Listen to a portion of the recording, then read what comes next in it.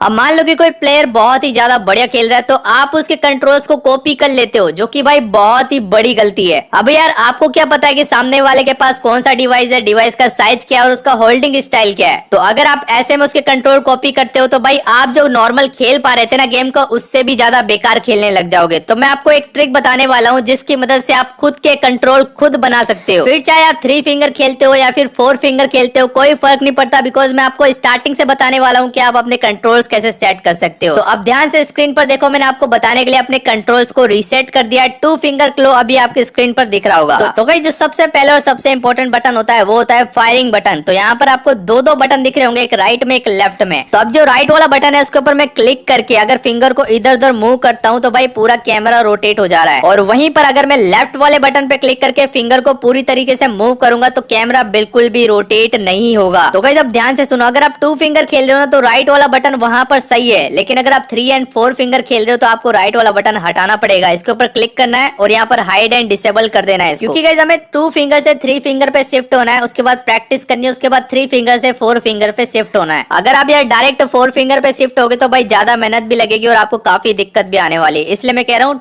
पहले 2 से 3 फिंगर फिर 3 से 4 फिंगर शिफ्ट होना बेस्ट है। ओके, अब राइट वाला जो बटन है हमने डिसेबल कर दिया है, तो लेफ्ट वाला बटन भी तो सेट करना पड़ेगा कहीं पे। तो उसके लिए आपको सबसे पहले जॉयस्टिक को है ना पूरा छोटा कर देना है और स्प्रिंट बटन को थोड़ा नीचे कर देना है। और जॉयस्टिक की जो साइज है वो कितनी रखनी होती है तो एक वीडियो में सब कुछ एक्सप्लेन करना पॉसिबल नहीं है, तो वो नेक्स्ट वीडियो में देखेंगे। अभी यहाँ पर कंट्रोल सेट करते हैं पहले। इसके बाद आपको ये जो फोकल लेंथ वाला बटन दिख रहा है इसको साइड करना है और यहाँ पर फायर बटन पे क्लिक करके इसका साइज फुल कर देना है। उसके बाद आपको यहाँ पे इसको एडजस्ट कर लेना है। उसके बाद आपको अपने फिंगर टच करके देखना कि ये बटन हाथ में बैठ रहा है या फिर नहीं। अगर आपकी फिंगर थोड़ी नीचे जा रही है तो बटन को नीचे करना है, थोड़ी लेफ्ट में और जा रही है तो आपको बटन को भी थोड़ा लेफ्ट करना है। तो यहाँ पर ज्यादा नहीं 1 मिनट तक प्रैक्टिस करनी है। अब यहाँ पर जॉयस्टिक को अच्छे से प्लेस करना है। तो सबसे पहले यहाँ पर बटन हटाने पड़ेंगे एक्स्ट्रा वाले। चिंता मत करो गाइस, ये जो एक्स्ट्रा बटन है ना इनको भी मैं बताऊंगा कैसे सेट करना है, बिकॉज मैं आपको एकदम क्लीन एंड हैंडी कंट्रोल्स बताने वाला हूँ, बहुत ईजी। तो गाइस ये जगह जॉयस्टिक के लिए सबसे बेस्ट है, ये कहीं पर भी नहीं अटकने वाली है। अब ये जो फायरिंग बटन है राइट वाला, ये काफी दिक्कत करेगा कंट्रोल सेटअप करने में, तो आपको इसको उठा के लेफ्ट वाले फायरिंग बटन के ऊपर ऐसे प्लेस कर देना है। अब यहाँ पर राइट के कंट्रोल सेट करने के लिए और जगह चाहिए, तो सबसे पहले रिवाइव वाले बटन को थोड़ा साइड करते हैं। अब गाइस रिवाइव वाला बटन आपको अपने अंगूठे के पास में रखना है, मतलब एक बार में ही क्लिक हो जाना चाहिए। और रिवाइव के ऊपर ही आपको कैंसिल वाला बटन भी रख देना है, बिकॉज ये भी आपके अंगूठे के पास रहेगा, तो कोई भी नेट वगैरह आपको कैंसिल करना है तो फटाक से आप यहाँ से अंगूठे से कर सकते हो अपने। अभी मैं आपको इसका प्रैक्टिकल भी बताऊंगा। इसके बाद ये जो कैरी बटन है इसको भी आपको रिवाइव वाले बटन के पास में रख देना है। अब 2.7 अपडेट के बाद ये वाला जो बटन है थोड़ा यूजफुल हो चुका है, बिकॉज आप अपने नॉक पड़े टीममेट को गाड़ी में बिठा सकते हो इसकी मदद से। उसके बाद आते हैं गाइस ये लूट करने वाले बटन, यानी कि पेटी वाला और हैंड वाला बटन। तो ये बहुत ज्यादा इंपॉर्टेंट है। अब यार काफी लोग इसका जो साइज है बाय डिफॉल्ट रखते हैं, जो कि पबजी बीजीएमआई ने दिया, तो ऐसा नहीं करना आपको। इनका साइज आपको छोटा करना है। जैसे कि यहाँ पर देखो ये कितना बड़ा दिख रहा है, मतलब आपका व्यू भी ब्लॉक होता है ऐसे। और अगर आप किसी की पेटी लूटोगे तो भाई इतना बड़ा बॉक्स आता है, तो आपको क्या करना है, इसका साइज है ना 20% कम कर देना है, जिससे ये बॉक्स है ना काफी छोटा हो जाएगा और आपका व्यू भी ब्लॉक नहीं होगा। और ऐसा ही सेम यहाँ पर हैंड वाले बटन के साथ भी करना है। और इनको आपको ऐसा रखना कि आपके अंगूठे या फिर उंगली से इजीली प्रेस हो जाए। तो यहाँ पर दोनों का 20% हमने कम किया साइज। आप देखो गन भी आप इजीली लूट सकते हो, कोई दिक्कत आने वाली नहीं है। और हाँ, एक और गलती काफी लोग करते हैं, ये जो गन्स वाले बटन आपको दिख रहे हैं इनको सभी लोग बाय डिफॉल्ट रखते हैं, और जब फाइट होती है तो अपनी गन को स्विच ही नहीं कर पाते और इजीली बंदे के हाथों मर जाते हैं।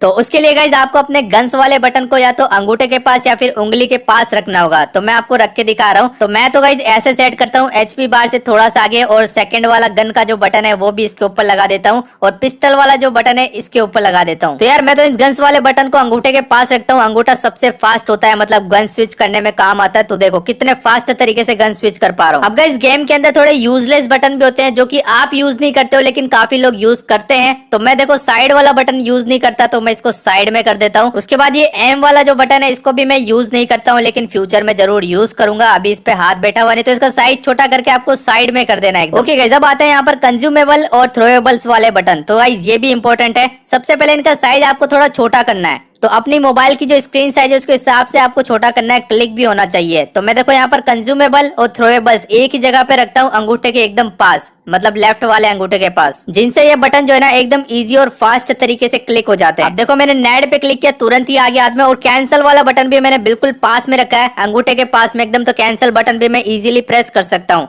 अब यहाँ पर देखो मैं कंज्यूमेबल यूज कर रहा हूँ, तो इसका भी कैंसिल बटन एकदम पास में। अब राइट में कुछ और बटन भी बच चुके हैं। तो सबसे पहला बटन आता है यहाँ पर रिलोड रीलोडिंग वाला बटन, और रीलोडिंग वाला बटन आपको हमेशा यहीं पर रखना है, बिकॉज ये सबसे बेस्ट लोकेशन है रीलोड की, और इसका साइज भी थोड़ा बड़ा रखना है। और गाइज ये सबसे फास्ट लोकेशन है गाइज, बिकॉज फायरिंग के तुरंत बाद हम इसी बटन का सबसे ज्यादा यूज करते हैं, तो ये बटन अंगूठे के सबसे पास रहना चाहिए। उसके बाद गाइज आते हैं जंप बटन। अब गाइज एक बात का ध्यान रखना, ये जो आपको खाली एरिया दिख रहा है ना, इसको खाली ही रहने देना है। आपको कैमरा रोटेट करने में सबसे ज्यादा इंपॉर्टेंट यही एरिया होता है। अब यहाँ पर जंप बटन देखो मैं कैसे एडजस्ट कर रहा हूँ। अभी आपको दो दो बटन दिख रहे होंगे, लेकिन काफी लोग एक ही बटन रखते हैं, लेकिन आपको ऐसा बिल्कुल नहीं करना है। तो यहाँ पर देखो जंप बटन सबसे ज्यादा हैंडी है। तो अभी मैं आपको 3 फिंगर बता रहा हूँ, ध्यान से देखो, 4 फिंगर भी बताऊंगा अभी। अब यहाँ पर देखो मैंने बटन को मर्ज करके रखा है जंप वाले को। अब मुझे बस कवर के पास में जंप करना, तो भाई तो कवर के ऊपर ही चढ़ जा रहा है। तो अगर आप इस तरीके से नहीं बनना चाहते तो आपको सेटिंग में जाना है, एडवांस कंट्रोल में जाना है, यहाँ पर जंप एंड क्लाइंब का बटन, इसको आपको सेपरेट कर देना। तो आपके पास दो दो अलग अलग बटन आएंगे। नीचे वाला प्रेस करोगे तो ये ऊपर चढ़ेगा, ठीक है, इस तरीके से। और अगर ऊपर वाला प्रेस करोगे तो भाई बस जंप करेगा कवर के पास में। अब आता है गाइस यहाँ पर मोस्ट यूजफुल बटन, जो कि है स्कोप बटन। एक तो आपको इसका साइज हमेशा फुल रखना है। तो गाइस ये बन गया आपका 3 फिंगर क्लो, सबसे बेस्ट लोकेशन है 3 फिंगर के लिए, ठीक है। अभी मैं थंब से रिकॉइल को कंट्रोल कर रहा हूँ गाइस, स्कोप थंब से क्लिक किया हुआ है। तो अगर आप गाइस 3 फिंगर सेट कर रहे हो ना, तो अगर आप स्कोप पे क्लिक करते हो थंब से, तो कैमरा भी मूव होना चाहिए, ताकि आप इजिली रिकॉइल को कंट्रोल कर पाओ। तो इसके लिए आपको क्या करना है, बेसिक कंट्रोल्स में आना है। यहाँ पर आपको एक बटन दिखेगा कैमरा रोटेशन विद एडीएस, इसको आपको एनेबल रखना है। अब देखो मान लो कि मैं इसको डिसेबल रखता हूँ, तो स्कोप ओपन करने के बाद में कैमरा मूव नहीं कर पा रहा भाई, बस जायरो स्कोप मिल रहा है। लेकिन अगर आप 4 फिंगर सेट करना चाहते हो तो आपको क्या करना है, सबसे पहले यहाँ पर स्कोप बटन को ऊपर लेना है, और ये जो बटन आपको दिख रहे हैं ना छोटे छोटे बटन, इनको साइड कर देना है, और फिर से स्कोप वाले बटन पे क्लिक करके इसको थोड़ा सा राइट कर देना। ये आपका तैयार है 4 फिंगर क्लो। बट 4 फिंगर में और भी 3-4 चीजें होती है, मैं आपको नेक्स्ट वीडियो में बताऊंगा कभी। 4 फिंगर में आपका जो एडीएस है ना वो मूव नहीं होना चाहिए, तो आपको कैमरा रोटेशन विद एडीएस इसको डिसेबल रखना है। तो गाइस 4 फिंगर क्लो में ये होता है कि आपकी जो राइट हैंड की फिंगर है ना, उससे तो स्कोप को क्लिक करना होता है, और राइट हैंड का जो अंगूठा है उससे नीचे की तरफ ड्रैग करके रिकॉइल को कंट्रोल करना होता है स्क्रीन पर। और लेफ्ट वाले फिंगर एंड अंगूठे से गाइस मैं फायरिंग बटन प्लस जॉयस्टिक को मूव कर सकता हूँ। तो ये रेडी आपका 4 फिंगर क्लो। बस इसको हाथ में बैठाने के लिए आपको थोड़ी सी प्रैक्टिस चाहिए। तो हमारे जो मेन बटन थे वो तो सेटअप हो गए, बाकी बटन भी देख लेते हैं। तो काफी लोग आई बटन को सेट ही नहीं कर पाते, आई बटन को रखना कहाँ है। तो भाई आपको ये जंप के बटन के ऊपर रख देना है,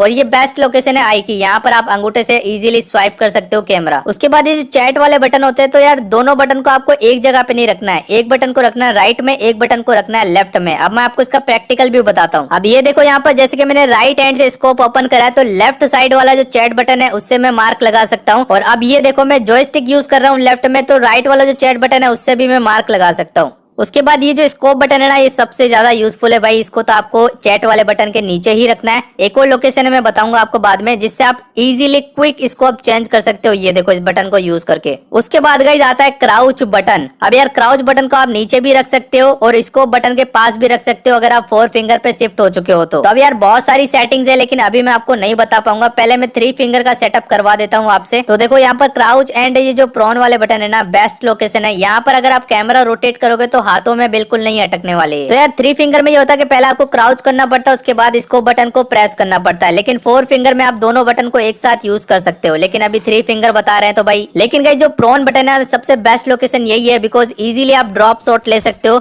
वो भी यार सिंगल टैप करके, वो भी अंगूठे से, और सबसे फास्ट। तो अब आते हैं गाइस पीक वाले बटन, और इनमें काफी लोग बहुत बड़ी गलती करते हैं। मैं आपको एक्सप्लेन करता हूँ। सबसे पहले तो इनका साइज आपको थोड़ा सा बड़ा कर देना है। तो अब काफी लोग गलती क्या करते हैं कि इस तरीके से एडजस्ट कर देते हैं पीक बटन को। तो ऐसा नहीं करना, आपको राइट वाला जो पीक बटन है वो लेफ्ट में कर देना, और लेफ्ट वाला राइट में कर देना है। बिकॉज देखो ये जो राइट वाला पीक बटन है ना, इसको हम ज्यादा यूज करते हैं, तो ज्यादा मूविंग एरिया भी चाहिए ना लेफ्ट राइट में। देखो राइट वाले जो पीक बटन होता है उसको हम आगे जाने के लिए और वापस कवर में आने के लिए यूज करते हैं, लेकिन जो लेफ्ट पीक बटन होता है उसे सिर्फ कवर में जाने के लिए यूज किया जा सकता है। बिकॉज अगर आप आगे जाओगे तो आपकी पूरी बॉडी एक्सपोज हो जाती है लेफ्ट वाले पीक बटन। और पीक बटन पर भी एक सेपरेट पूरी वीडियो बन सकती है, लेकिन अभी इसके बारे में नहीं बताएंगे, बाद में बात करेंगे। ओके, अब ड्राइव और एग्जिट बटन के बारे में बात करते हैं। तो एग्जिट बटन आप पीक वाले